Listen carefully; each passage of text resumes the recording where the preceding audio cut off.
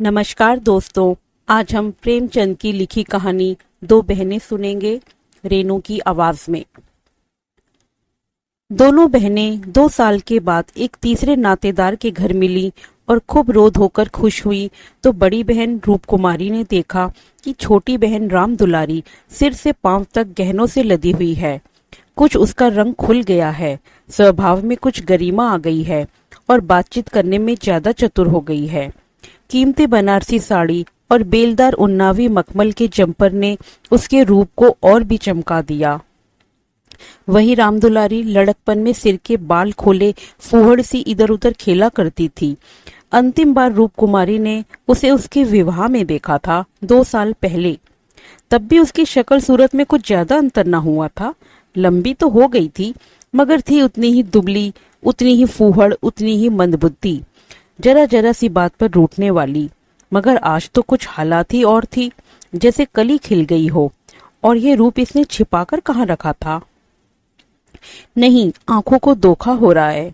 ये रूप नहीं, केवल आंखों को लुभाने की शक्ति है। रेशम और मखमल और सोने के बल पर वह रूपरेखा थोड़े ही बदल जाएगी, फिर भी आंखों में समाई जाती है। 50 स्त्रियां जमा हैं, मगर यह आकर्षण, यह जादू और किसी में नहीं। कहीं आईना मिलता तो वह जरा अपनी सूरत भी देखती। घर से चलते समय उसने आईना देखा था। अपने रूप को चमकाने के लिए जितना सान चढ़ा सकती थी उससे कुछ अधिक ही चढ़ाया था। लेकिन अब वह सूरत जैसे स्मृति से मिट गई है। उसकी धुंधली सी परछाई भर हृदय पट पर है। उसे फिर से देखने के लिए वह बेकरार हो रही है। अब वह तुलनात्मक दृष्टि से देखेगी। राम दुलारी से यह आकर्षण कहाँ से आया, इस रहस्य का पता लगाएगी। यूं उसके पास मेकअप की सामग्रियों के साथ छोटा सा आईना भी है, लेकिन भीड़ भाड़ में वह आईना देखने या बनाव श्रृंगार की आदी नहीं है। ये औरतें दिल में ना जाने क्या समझें। मगर यहाँ कोई आईना तो होगा ही, ड्राइंग रूम में जरूर ही होगा। वह उठकर ड्राइंग रूम में गई और कद आदम शीशे में अपनी सूरत देखी। वहां इस वक्त और कोई ना था। मर्द बाहर सहन में थे, औरतें गाने बजाने में लगी हुई थी। उसने आलोचनात्मक दृष्टि से एक एक अंगों के एक एक विन्यास को देखा। उसका अंग विन्यास, उसकी मुख छवि निष्कलंक है, मगर वह ताजगी, वह मादकता, वह माधुर्य नहीं है। हाँ, नहीं है। वह अपने को धोखे में नहीं डाल सकती। कारण क्या है? यही कि रामदुलारी आज खिली है, उसे खिले जमाना हो गया। लेकिन इस ख्याल से उसका चित्त शांत नहीं होता। वह रामदुलारी से हेठी बनकर नहीं रह सकती। ये पुरुष भी कितने गावदी होते हैं, किसी में भी सच्चे सौंदर्य की परख नहीं। इन्हें तो जवानी और चंचलता और हाव भाव चाहिए। आंखें रखकर भी अंधे बनते हैं। भला इन बातों का आपसे क्या संबंध? ये तो उम्र के तमाशे हैं। असली रूप तो वह है जो समय की परवाह ना करे। उसके कपड़ों में रामदुलारी को खड़ा कर दो, फिर देखो यह सारा जादू कहाँ जाता है। चुड़ैल सी नजर आए, मगर इन अंधों को कौन समझाए। मगर रामदुलारी के घर वाले तो इतने संपन्न थे। विवाह में जो जोड़े और गहने आए थे वे तो बहुत ही निराशाजनक थे। खुशहाली का दूसरा कोई सामान भी ना था। इसके ससुर एक रियासत के मुख्तर आम थे और दूल्हा कॉलेज में पढ़ता था। इस 2 साल में कहाँ से यह हुन बरस गया? कौन जाने, गहने कहीं से मांग लाई हो, कपड़े भी मांगे हो सकते हैं। कुछ औरतों को अपनी हैसियत बढ़ाकर दिखाने की लत होती है, तो वह स्वांग रामदुलारी को मुबारक रहे। मैं जैसी हूँ वैसी अच्छी हूँ। प्रदर्शन का यह रोग कितना बढ़ता जाता है। घर में रोटियों का ठिकाना नहीं है। मर्द 25-30 रुपए पर कलम घिस रहा है, लेकिन देवी जी घर से निकलेंगी तो इस तरह बन ठन कर मानो कहीं की राजकुमारी हैं। बिसातियों के और दराजियों के तकाजे सहेंगी। बजाज के सामने हाथ जोड़ेंगी, शौहर की घुड़कियां खाएंगी, रोएंगी, रूठेंगी, मगर प्रदर्शन के उन्माद को नहीं रोकती। घर वाले भी सोचते होंगे कितनी छिछोरी तबीयत है इसकी, मगर यहाँ तो देवी जी ने बेहयाई पर कमर बांध ली है। कोई कितना भी हंसे, बेहया की बला दूर। उन्हें तो बस यही धुन सवार है कि जिधर से निकल जाएं, लोग उधर हृदय पर हाथ रखकर रह जाएं। रामदुलारी ने जरूर किसी से गहने और जेवर मांग लिए। बेशरम जो है। उसके चेहरे पर आत्मसम्मान की लाली दौड़ गई। ना सही उसके पास जेवर और कपड़े, उसे किसी के सामने लज्जित तो नहीं होना पड़ता। किसी से मुंह तो नहीं चुराना पड़ता। 1-1 लाख के तो उसके 2 लड़के हैं। भगवान उन्हें चिरायु रखे, वह इसी में खुश है। खुद अच्छा पहन लेने और अच्छा खा लेने से जीवन का उद्देश्य नहीं पूरा हो जाता। उसके घर वाले गरीब हैं, पर उनकी इज्जत तो है। किसी का गला तो नहीं दबाते, किसी का शाप तो नहीं लेते। इस तरह अपने मन को ढांढस देकर वह फिर बरामदे में आई तो रामदुलारी ने जैसे उसे दया की आंखों से देखकर कहा, जीजा जी की कुछ तरक्की वरक्की हुई कि नहीं बहन, या अभी तक वही 75 रुपए पर कलम घिस रहे हैं? रूप कुमारी की देह में आग सी लग गई। ओफो रे दिमाग, मानो इसका पति लाट ही तो है। अकड़कर बोली, तरक्की क्यों नहीं हुई? अब 100 के ग्रेड में है। आजकल यह भी गनीमत है, नहीं अच्छे अच्छे एमए पासों को देखती हूँ तो कोई टके को नहीं पूछता। तेरा शौहर तो बीए में होगा। रामदुलारी ने नाक सिकोड़कर कहा, उन्होंने तो पढ़ना छोड़ दिया बहन, पढ़कर औकात खराब करना था और क्या। एक कंपनी के एजेंट हो गए हैं, अब 250 रुपए माहवर पाते हैं। कमीशन ऊपर से 5 रुपए रोज सफर खर्च के भी मिलते हैं। यह समझ लो कि 500 का औसत पड़ जाता है। 150 माहवर तो उनका निजी खर्च है बहन। ऊंचे ओहदे के लिए अच्छी हैसियत भी तो चाहिए। 350 बेदाग घर दे देते हैं, उसमें से 100 रुपए मुझे मिलते हैं। 250 में घर का खर्च खुशफैली से चल जाता है। एमए पास करके क्या कर लेते? रूप कुमारी इस कथन को शेख चिल्ली की दास्तान से ज्यादा महत्व नहीं देना चाहती, मगर रामदुलारी के लहजे में इतनी विश्वासपातकता है कि वह अपनी निम्न चेतना में उससे प्रभावित हो रही है और उसके मुख पर पराजय की खिन्नता साफ झलक रही है। मगर यदि उसे बिल्कुल पागल नहीं हो जाना है तो इस ज्वाला को हृदय से निकाल देना पड़ेगा। जिरह करके अपने मन को विश्वास दिलाना पड़ेगा कि इसके काव्य में 1/4 से ज्यादा सत्य नहीं है। 1/4 तक वह सह सकती है, इससे ज्यादा उससे ना सहा जाएगा। इसके साथ ही उसके दिल में धड़कन भी है कि कहीं यह कथा सत्य निकली तो वह रामदुलारी को कैसे मुंह दिखाएगी। उसे भय है कि कहीं उसकी आंखों से आंसू ना निकल पड़े। कहाँ 75 और कहाँ 100। इसकी इतनी बड़ी रकम आत्मा की हत्या करके भी क्यों ना मिले, फिर भी रूप कुमारी के लिए असह्य है। आत्मा का मूल्य अधिक से अधिक 100 रुपए में हो जाता है, 500 किसी हालत में भी नहीं। उसने परिहास के भाव से पूछा, जब एजेंटी में इतना वेतन और भत्ता मिलता है तो ये सारे कॉलेज बंद क्यों नहीं हो जाते? हजारों लड़के क्यों अपनी जिंदगी खराब करते हैं? रामदुलारी बहन के खिसियानेपन का आनंद उठाती हुई बोली, बहन तुम यहाँ भूल कर रही हो। एमए तो सभी पास हो सकते हैं, मगर एजेंटी बिरले ही किसी को आती है। यह तो ईश्वर की देन है। कोई जिंदगी भर पढ़ता रहे, मगर यह जरूरी नहीं कि वह एक अच्छा एजेंट भी हो जाए। रुपए पैदा करना दूसरी बात है, आलिम फाजिल हो जाना दूसरी बात। अपने माल की श्रेष्ठता का विश्वास पैदा कर देना, यह दिल में जमा देना कि इससे सस्ता और टिकाऊ माल बाजार में मिल ही नहीं सकता, आसान काम नहीं है। एक से एक घाघों से उनका सामना पड़ता है। बड़े बड़े राजाओं और रईसों का मत फेरना पड़ता है, तब जाके कहीं माल बिकता है। मामूली आदमी तो राजाओं और नवाबों के सामने ही ना जा पहुंच ही ना हो, और किसी तरह पहुंच भी जाए तो जबान ना खुले। पहले पहले तो इन्हें भी झिझक हुई थी, मगर अब तो इस सागर के मगर हैं। अगले साल तरक्की होने वाली है। रूप कुमारी की धमनियों में रक्त की गति जैसे बंद हुई पड़ती जा रही है। निर्दयी आकाश गिर क्यों नहीं पड़ता? पाषाण हृदय धरती फट क्यों नहीं जाती? यह कहाँ का न्याय है कि रूप कुमारी जो रूपवती है, तमीजदार है, सुघड़ है, पति पर जान देती है, बच्चों को प्राणों से अधिक चाहती है, थोड़े में गृहस्थी को इतने अच्छे ढंग से चलाती है, उसकी तो यह दुर्गति। और यह घमंडिन, बदतमीज, विलासिनी, चंचल, मुंह फट छोकरी जो अभी तक सिर खोले घूमा करती थी, रानी बन जाए। मगर उसे अब भी कुछ आशा बाकी थी। शायद आगे चलकर उसके चित्त की शांति का कोई मार्ग निकल आए। उसी परिहास के स्वर में बोली, तब तो शायद 1000 मिलने लगे। 1000 तो नहीं, पर 600 में संदेह नहीं। कोई आंखों का अंधा मालिक फंस गया होगा। व्यापारी आंखों के अंधे नहीं होते दीदी, उनकी आंखें हमारी तुम्हारी आंखों से कहीं तेज होती हैं। जब तुम उन्हें 6000 कमा कर दो, तब कहीं 600 मिले। जो सारी दुनिया को चराए उसे कौन बेवकूफ बनाएगा? परिहास से काम न चलते देखकर रूप कुमारी ने अपमान का अस्त्र निकाला। मैं तो इसे बहुत अच्छा पेशा नहीं समझती। सारे दिन झूठ के तुमार बांधो, यह तो ठग विद्या है। रामदुलारी जोर से हंसी। बहन पर उसने पूरी विजय पाई थी। इस तरह तो जितने वकील बैरिस्टर हैं सभी ठग विद्या करते हैं। अपने मुवक्किल के फायदे के लिए उन्हें क्या नहीं करना पड़ता। झूठी शहादतें तक बनानी पड़ती हैं। मगर उन्हीं वकीलों और बैरिस्टरों को हम अपना लीडर कहते हैं। उन्हें अपनी कौमी सभाओं का प्रधान बनाते हैं, उनकी गाड़ियां खींचते हैं, उन पर फूलों और अशर्फियों की वर्षा करते हैं, उनके नाम से सड़कें, प्रतिमाएं और संस्थाएं बनाते हैं। आजकल दुनिया पैसा देखती है।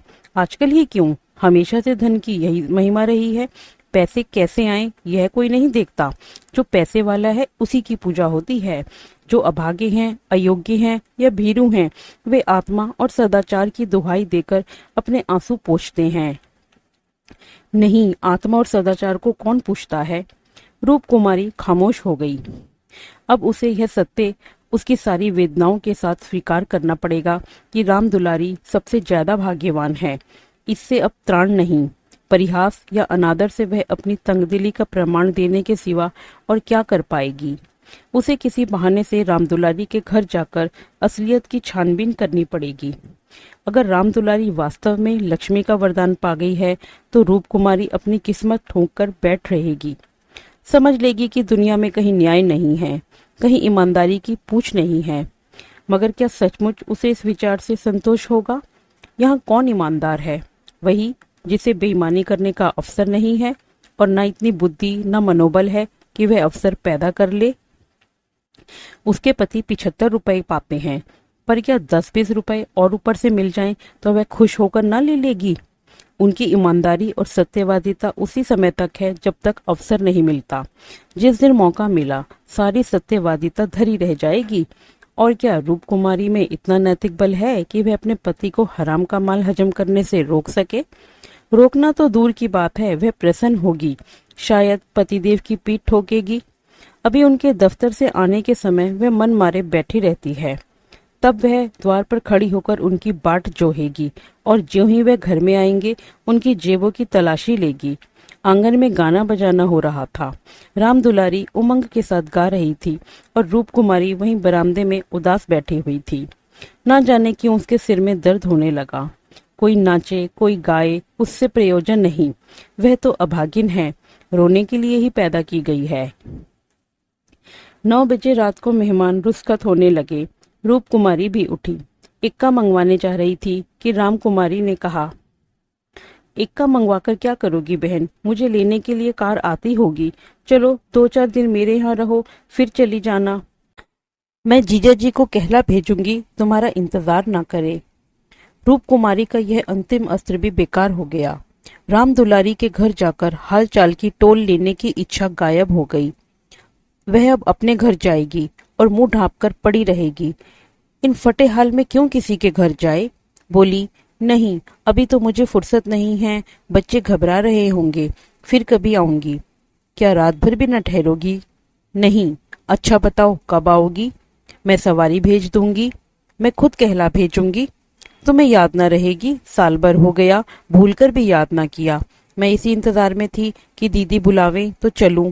एक ही शहर में रहते हैं, फिर भी इतनी दूर कि साल भर गुजर जाए और मुलाकात तक ना हो। रूप कुमारी इसके सिवा और क्या कहे कि घर के कामों से छुट्टी नहीं मिलती। कई बार उसने इरादा किया कि दुलारी को बुलाए, मगर अवसर ही ना मिला। सहसा राम दुलारी के पति मिस्टर गुरु सेवक ने आकर बड़ी साली को सलाम किया। बिल्कुल अंग्रेजी सज धज, मुंह में चुरुट, कलाई पर सोने की घड़ी, आंखों पर सुनहरी ऐनक, जैसे कोई सिविलियन हो। चेहरे से जेहानत और शराफत बरस रही थी। वह इतना रूपवान और सजीला है, रूप कुमारी को अनुमान न था। कपड़े जैसे उसकी देह पर खिल रहे थे। आशीर्वाद देकर बोली, आज यहाँ न आती तो तुमसे मुलाकात क्यों होती? गुरु सेवक हंसकर बोला, यह उल्टी शिकायत क्यों ना हो? कभी आपने बुलाया और मैं ना गया? मैं नहीं जानती थी कि तुम अपने को मेहमान समझते हो। वह भी तो तुम्हारा ही घर है। रामदुलारी देख रही थी कि मन में उससे ईर्ष्या रखते हुए भी वह कितनी वाणी मधुर, कितनी स्निग्ध, कितनी अनुग्रह प्रार्थिनी होती जा रही है। गुरु सेवक ने उदार मन से कहा, हाँ अब मान गया भाभी साहब, बेशक मेरी गलती है, इस दृष्टि से मैंने विचार नहीं किया था, मगर आज तो मेरे घर रहिए। नहीं, आज बिल्कुल अवकाश नहीं है, फिर कभी आऊंगी। लड़के घबरा रहे होंगे। रामदुलारी बोली, मैं कितना कह के हार गई, मानती ही नहीं। दोनों बहनें कार की पिछली सीट पर बैठी। गुरु सेवक ड्राइव करता हुआ चला। जरा देर में उसका मकान आ गया। रामदुलारी ने फिर बहन से उतरने के लिए आग्रह किया, पर वह ना मानी। लड़के घबरा रहे होंगे। आखिर रामदुलारी उससे गले मिलकर अंदर चली गई। गुरु सेवक ने कार बढ़ाई। रूप कुमारी ने उड़ती हुई निगाह से रामदुलारी का मकान देखा और वह ठोस सत्ते एक शलाका की भांति उसके कलेजे में चुभ गया। कुछ दूर जाकर गुरु सेवक बोला, भाभी, मैंने तो अपने लिए अच्छा रास्ता निकाल लिया। अगर 2-4 साल इसी तरह काम करता रहा तो आदमी बन जाऊंगा। रूप कुमारी ने सहानुभूति के साथ कहा, रामदुलारी ने मुझसे बताया था, भगवान करे जहाँ रहो खुश रहो, मगर जरा हाथ पैर संभाल के रखना। मैं मालिक की आंख बचाकर एक पैसा भी लेना पाप समझता हूँ भाभी। दौलत का मजा तो तभी है जब ईमान सलामत रहे। ईमान खोकर पैसे मिले तो क्या, मैं ऐसी दौलत को त्याज्य समझता हूँ। और आंख किसकी बचाऊं, सब सिहा सफेद तो मेरे हाथ में है। मालिक तो रहा नहीं, केवल उसकी बेवा है। उसने सब कुछ मेरे हाथ में छोड़ रखा है। मैंने उसका कारोबार संभाल न लिया होता तो सब कुछ चौपट हो जाता। मेरे सामने तो मालिक सिर्फ 3 महीने जिंदा रहे, मगर आदमी को परखना खूब जानते थे। मुझे 100 रुपए पर रखा और 1 महीने में 200 रुपए कर दिया। आप लोगों की दुआ से पहले ही महीने में मैंने 12,000 का काम किया। क्या क्या काम करना पड़ता है? रूप कुमारी ने बिना किसी उद्देश्य के पूछा। वही मशीनों की एजेंटी, तरह तरह की मशीनें मंगाना और बेचना, ठंडा जवाब था। रूप कुमारी का मनहूस घर आ गया। द्वार पर एक लालटेन टिमटिमा रही थी। उसके पति उमानाथ द्वार पर टहल रहे थे, मगर रूप कुमारी ने गुरु सेवक से उतरने के लिए आग्रह नहीं किया। एक बार शिष्टाचार के नाते कहा जरूर, पर जोर नहीं दिया। और उमानाथ तो गुरु सेवक से मुखातिब भी न हुए। रूप कुमारी को वह घर अब कब्रिस्तान सा लग रहा था, जैसे फूटा हुआ भाग्य हो। ना कहीं फर्श, ना फर्नीचर, ना गमले, 2-4 टूटी टाटी तिपाइयां, एक लंगड़ी मेज, 4-5 पुरानी पुरानी खाटें, यही उस घर की बिसात थी। आज सुबह तक रूप कुमारी इसी घर में खुश थी, लेकिन अब यह घर उसे काटे खा रहा था। लड़के अम्मा अम्मा करके दौड़े, मगर उसने दोनों को झिड़क दिया। उसके सिर में दर्द है, वह किसी से न बोलेगी, कोई उसे न छेड़े। अभी घर में खाना नहीं पका, पकाता कौन? लड़कों ने तो दूध पी लिया है, किंतु उमानाथ ने कुछ नहीं खाया। इसी इंतजार में थे कि रूप कुमारी आए तो पकाए। पर रूप कुमारी के सिर में दर्द है, मजबूर होकर बाजार से पूरियां लानी पड़ेंगी। रूप कुमारी ने तिरस्कार के स्वर में कहा, तुम अब तक मेरा इंतजार क्यों करते रहे? मैंने तो खाना पकाने की नौकरी नहीं लिखाई है, और जो रात को वहीं रह जाती। आखिर तुम कोई महाराजन क्यों नहीं रख लेते? क्या जिंदगी भर मुझी को पीसते रहोगे? उमानाथ ने उसकी तरफ आहत विस्मय की आंखों से देखा। उसके बिगड़ने का कोई कारण उनकी समझ में न आया। रूप कुमारी से उन्होंने हमेशा निरापद सहयोग पाया है। निरापद ही नहीं, सहानुभूतिपूर्ण भी। उन्होंने कई बार उससे महाराजिन रख लेने का प्रस्ताव खुद किया था, पर उसने बार बार यही जवाब दिया कि आखिर मैं बैठे बैठे करूंगी क्या?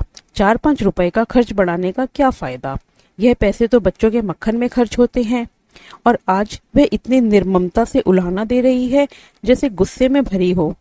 अपनी सफाई देते हुए बोली, महाराजिन रखने के लिए तो मैंने तुमसे कई बार कहा, तो लाकर रख क्यों न दिया? मैं उसे निकाल देती तो कहते। हाँ, यह गलती तो हुई। तुमने कभी सच्चे दिल से नहीं कहा। रूप कुमारी ने और भी प्रचंड होकर कहा, तुमने केवल मेरा मन रखने के लिए कहा। मैं ऐसी भूली नहीं हूँ कि तुम्हारे मन का रहस्य ना समझूं। तुम्हारे दिल में कभी मेरे आराम का विचार आया ही नहीं। तुम तो खुश थे कि अच्छी लौंडी मिल रही है, एक रोटी खाती है और चुपचाप पड़ी रहती है, महज खाने और कपड़े पर, यह भी जब घर की जरूरतों से बचे। 75 रुपल्ली लाकर मेरे हाथ पर रख देते हो, और सारी दुनिया का खर्च। मेरा दिल ही जानता है मुझे कितनी कांतर विरोध करनी पड़ती है, क्या पहनूं और क्या ओढ़ूं। तुम्हारे साथ जिंदगी खराब हो गई। संसार में ऐसे मर्द भी हैं जो स्त्री के लिए आसमान के तारे तोड़ लाते हैं। गुरु सेवक को ही देखो, दूर क्यों जाओ, तुमसे कम पढ़ा लिखा है, उम्र में तुमसे कहीं कम है, मगर 500 का महीना लाता है और राम दुलारी रानी बनी बैठी रहती है। तुम्हारे लिए यही 75 रुपए बहुत है। रान मांस में ही मगन। तुम नाहक मर्द हुए, तुम्हें तो औरत होना चाहिए था। औरतों के दिल में कैसे कैसे अरमान होते हैं, मगर मैं तो तुम्हारे लिए घर की मुर्गी का बासी साग हूँ। तुम्हें तो कोई तकलीफ होती नहीं, तुम्हें तो कपड़े भी अच्छे चाहिए, खाना भी अच्छा चाहिए, क्योंकि पुरुष हो, बाहर से कमा कर लाते हो। मैं चाहे जैसे रहूं तुम्हारी बला से। व्यंग बाणों का यह सिलसिला कई मिनट तक जारी रहा और उमानाथ चुपचाप सुनते रहे। अपनी जान में उन्होंने रूप कुमारी को शिकायत का कभी मौका नहीं दिया था। उनका वेतन कम है, यह सत्य है, पर यह उनके बस की बात तो नहीं। वे दिल लगाकर अपना काम करते हैं, अफसरों को खुश रखने की सदैव चेष्टा करते हैं। इसी साल बड़े बाबू के छोटे सुपुत्र को 6 महीने तक बिना नागा पढ़ाया, इसीलिए तो कि वह प्रसन्न रहे। पर अब वह और क्या करें। रूप कुमारी की खफगी का रहस्य वे समझ गए। अगर गुरु सेवक वास्तव में 500 रुपए लाता है तो बेशक वह भाग्य का बली है, लेकिन दूसरों की ऊंची पेशानी देखकर अपना माथा तो नहीं फोड़ा जाता। किसी संयोग से उसे यह अवसर मिल गया, मगर हर एक को तो ऐसे अवसर नहीं मिलते ना। वे इसका पता लगाएंगे कि सचमुच उसे 500 ही मिलते हैं या महज डींग है। और मान लिया कि 500 मिलते हैं, तो क्या इससे रूप कुमारी को यह हक है कि वह उनको ताने दे और उन्हें जलीकटी सुनाए? अगर इसी तरह वह भी रूप कुमारी से ज्यादा रूपवती और सुशीला रमणी को देखकर रूप कुमारी को कोसना शुरू करे तो कैसा हो? रूप कुमारी सुंदरी है, मृदु भाषिणी है, त्यागमयी है, लेकिन उससे बढ़कर सुंदरी, मृदु भाषिणी, त्यागमयी देवियों से दुनिया खाली नहीं है। तो क्या इस कारण वे रूप कुमारी का अनादर करे? एक समय था जब उनकी नजरों में रूप कुमारी से ज्यादा रूपवती रमणी संसार में न थी, लेकिन वह उन्माद कब का शांत हो गया। भावुकता के संसार से वास्तविक जीवन में आए उन्हें एक युग बीत गया। अब तो विवाहित जीवन का उन्हें काफी अनुभव हो गया है। एक को दूसरे के गुण दोष मालूम हो गए हैं। अब तो संतोष ही में उनका जीवन सुखी रह सकता है। मगर रूप कुमारी समझदार होकर भी इतनी मोटी सी बात को नहीं समझती। फिर भी उन्हें रूप कुमारी से सहानुभूति ही हुई। वह उदार प्रकृति के आदमी थे और कल्पनाशील भी। उसकी कटु बातों का कोई जवाब न दिया, शरबत की तरह पी गए। अपनी बहन के ठाठ देखकर एक क्षण के लिए रूप कुमारी के मन में ऐसे निराशाजनक, अन्यायपूर्ण, दुखद भावों का उठना बिल्कुल स्वाभाविक है। रूप कुमारी कोई सन्यासिनी नहीं, विरागिनी नहीं कि हर एक दशा में अविचलित रहे। इस तरह अपने मन को समझाकर उमानाथ ने गुरु सेवक के विषय में तहकीकात करने का संकल्प किया। 1 सप्ताह तक रूप कुमारी मानसिक अशांति की दशा में रही। बात बात पर झुंझलाती, लड़कों को डांटती, पति को कोसती, अपने नसीबों को रोती। घर का काम तो करना ही पड़ता था, लेकिन अब इस काम में उसे आनंद न आता था। बेकार सी टालती थी। घर की जिन पुरानी धुरानी चीजों से उसका आत्मीय संबंध सा हो गया था, जिनकी सफाई और सजावट में वह व्यस्त रहा करती थी, उनकी तरफ अब आंख उठाकर बिना देखती। घर में एक ही खिदमतगार था। उसने जब देखा बहू जी घर की तरफ से खुद ही लापरवाह है, तो उसे क्या गरज थी कि सफाई करता। जो चीज जहां पड़ी थी वहीं पड़ी रहती, कौन उठाकर ठिकाने से रखे। बच्चे माँ से बोलते डरते थे और उमानाथ तो उसके साए से भागते थे। जो कुछ सामने थाली में आ जाता उसे पेट में डाल लेते और दफ्तर चले जाते। दफ्तर से लौटकर दोनों बच्चों को साथ ले लेते और कहीं घूमने निकल जाते। रूप कुमारी से कुछ कहना बारूद में दिया सलाई लगाना था।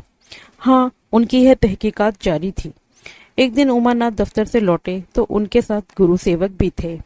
रूप कुमारी ने आज कई महीनों के बाद परिस्थिति से सहयोग कर लिया था और इस वक्त झाड़न के लिए कुर्सियां और तिपाइयां साफ कर रही थी कि गुरु सेवक ने अंदर आकर सलाम किया।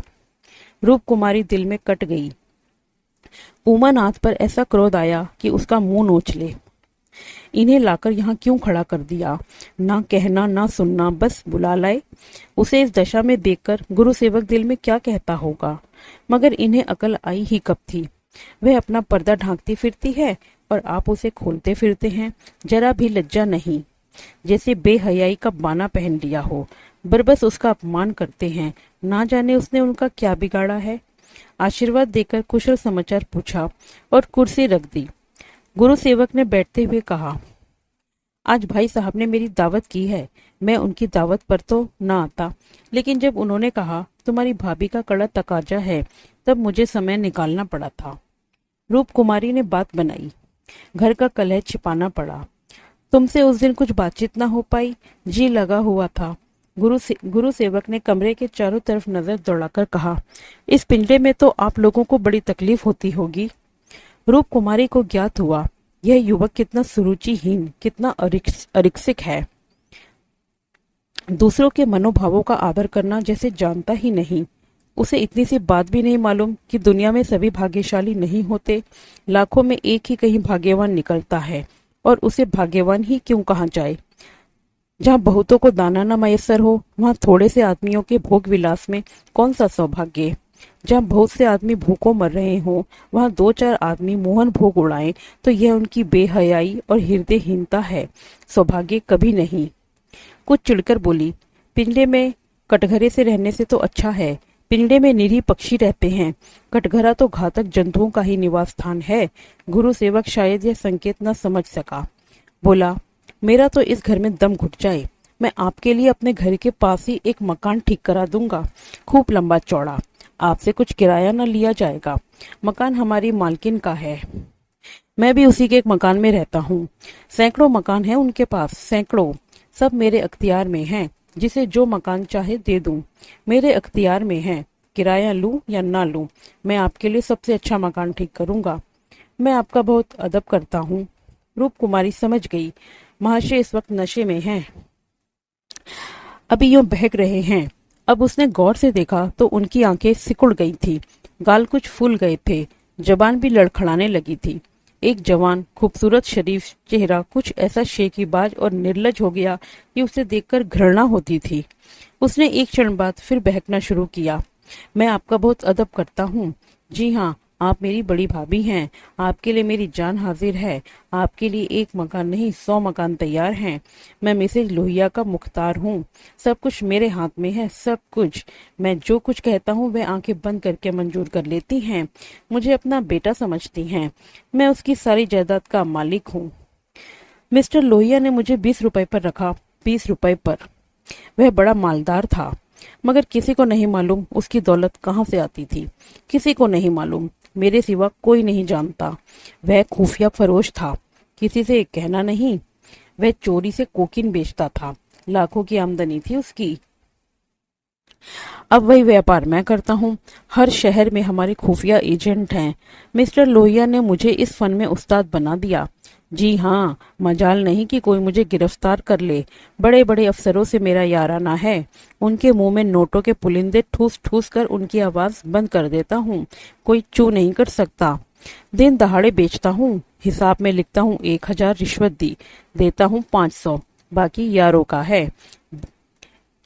बेदरोग रुपये आते हैं और बेदरगे खर्च करता हूँ। बुढ़िया को तो राम नाम से मतलब है। 70 चूहे खा के अब हज करने चली है। कोई मेरा हाथ पकड़ने वाला नहीं, कोई बोलने वाला नहीं। जेब से नोटों का एक बंडल निकालकर कहता है, यह आपके चरणों की भेंट है। मुझे दुआ दीजिए कि इसी शान से जिंदगी कट जाए। जो आत्मा और सदाचार के उपासक हैं, उन्हें कुबेर लाते मारता है। लक्ष्मी उनको पकड़ती है जो उसके लिए अपना दीन और ईमान सब कुछ छोड़ने को तैयार हैं।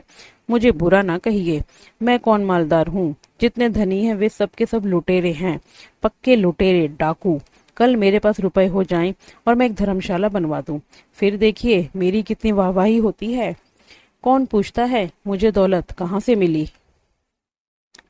जिस महात्मा को कहिए बुलाकर उससे प्रशंसा करवा लूं। मिस्टर लोहिया को महात्माओं ने धर्म विभूषण की उपाधि दी थी, इन स्वार्थी पेट के बंदरों ने। उस बुड्ढे को जिससे बड़ा कुकर्मी संसार में ना होगा। यहाँ तो लूट है। एक वकील आधा घंटा बहस करके 500 मार लेता है। एक डॉक्टर जरा सा नश्तर लगाकर 1000 सीधा कर लेता है। एक जुआरी स्पेकुलेशन में एक एक दिन में लाखों का वारा न्यारा करता है। अगर उनकी आमदनी जायज है तो मेरी आमदनी भी जायज है। जी हाँ, जायज है मेरी निगाह में। बड़े से बड़े मालदार की कोई इज्जत नहीं। मैं जानता हूँ वह कितना बड़ा हथकंडेबाज है। यहाँ जो आदमी लाखों में धूल झोंक सके वही सफल है। गरीबों को लूटकर मालदार हो जाना समाज की पुरानी परिपाटी है। मैं भी वही करता हूँ जो दूसरे करते हैं। जीवन का उद्देश्य है ऐसा करना, खूब लूटूंगा, खूब ऐश करूंगा और बुढ़ापे में खूब खैरात बांटूंगा और एक दिन लीडर बन जाऊंगा। कहिए गिना दूं यहाँ कितने लोग जुआ खेल खाल कर करोड़पति हो गए, कितनी औरतों का बाजार लगाकर करोड़पति हो गए। सहसा उमानाथ ने आकर कहा, मिस्टर गुरु सेवक क्या कर रहे हो, चलो चाय पी लो, ठंडी हो रही है। गुरु सेवक ऐसा हड़बड़ा उठा मानो अपनी सचेत रहने का प्रमाण देना चाहता हो, मगर पांव लड़खड़ाए और जमीन पर गिर पड़ा। फिर संभल कर उठा और झूमता झामता ठोकरे खाता बाहर चला गया। रूप कुमारी ने आजादी की सांस ली। यहाँ बैठे बैठे उसे हौलदिल सा हो रहा था। कमरे की हवा जैसे कुछ भारी हो गई थी। जो प्रेरणाएं कई दिन से अच्छे अच्छे मनोहर रूप भरकर उसके मन में आ रही थी, आज उसे उनका असली विभत्स घिनौना रूप नजर आया। जिस त्याग, सादगी और साधुता के वातावरण में अब तक उसकी जिंदगी गुजरी थी, उसमें इस तरह के दाव पेच, छल कपट और पतित स्वार्थ का घुसना बिल्कुल ऐसा ही था जैसे किसी बाग में सांडों का एक झुंड घुस आए। इन दामों वे दुनिया की सारी दौलत और सारा ऐश खरीदने को भी तैयार ना हो सकती थी। नहीं, अब राम दुलारी के भाग्य से अपने भाग्य का बदला न करेगी। वह अपने हाल में खुश है। राम दुलारी पर उसे दया आई, जो भोग विलास की धुन और अमीर कहलाने के लोभ में अपनी आत्मा का सर्वनाश कर रही है। मगर वह बेचारी भी क्या करे, और गुरु सेवक का भी क्या दोष है। जिस समाज में दौलत पूजती है, जहाँ मनुष्य का मोल उसके बैंक अकाउंट और टीम टाम से आंका जाता है, जहाँ पग पग पर प्रलोभनों का जाल बिछा हुआ है और समाज की कुव्यवस्था आदमी में ईर्ष्या, द्वेष, अपहरण और नीचता के भावों को उकसाती और उभारती रहती है, गुरु सेवक और राम दुलारी उस जाल में फंस जाएं, उस प्रवाह में बह जाएं, तो कोई अचरज नहीं। उसी वक्त उमानाथ ने आकर कहा, गुरु सेवक यहाँ बैठा बैठा क्या बहक रहा था। मैंने तो उसे विदा कर दिया। जी डरता था कहीं पुलिस उसके पीछे न लगी हो, नहीं तो मैं भी गेहूं के साथ धुन की तरह पिस जाऊं।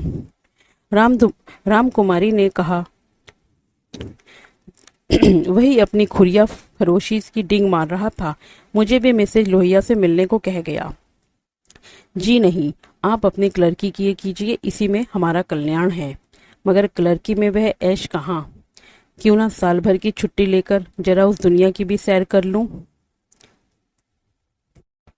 उसी वक्त उमानाथ ने आकर कहा, गुरु सेवक यहाँ बैठा बैठा क्या बहक रहा था। मैंने तो उसे विदा कर दिया। जी डरता था कहीं पुलिस उसके पीछे ना लगी हो, नहीं तो मैं भी गेहूं के साथ खून की तरह पिस जाऊं। रामकुमारी ने क्षमा प्रार्थी नेत्रों से उन्हें देखकर जवाब दिया, वही अपनी खुफिया पड़ोसी की डिंग मार रहा था। मुझे भी मिसेज लोहिया से मिलने को कह गया। जी नहीं, आप अपनी क्लर्की किए जाइए, इसी में हमारा कल्याण है। मगर क्लर्की में वह ऐश कहाँ। क्यों ना साल भर की छुट्टी लेकर जरा उस दुनिया की भी सैर करूं। मुझे अब उस ऐश का मोह नहीं रहा। दिल से कहती हो, सच्चे दिल से। उमानाथ 1 मिनट तक चुप रहने के बाद फिर बोले, मैं आकर तुमसे यह वृतांत कहता तो तुम्हें विश्वास आता या नहीं, सच कहना। कभी नहीं। मैं तो कल्पना ही नहीं कर सकती थी कि अपने स्वार्थ के लिए कोई आदमी दुनिया को विष खिला सकता है।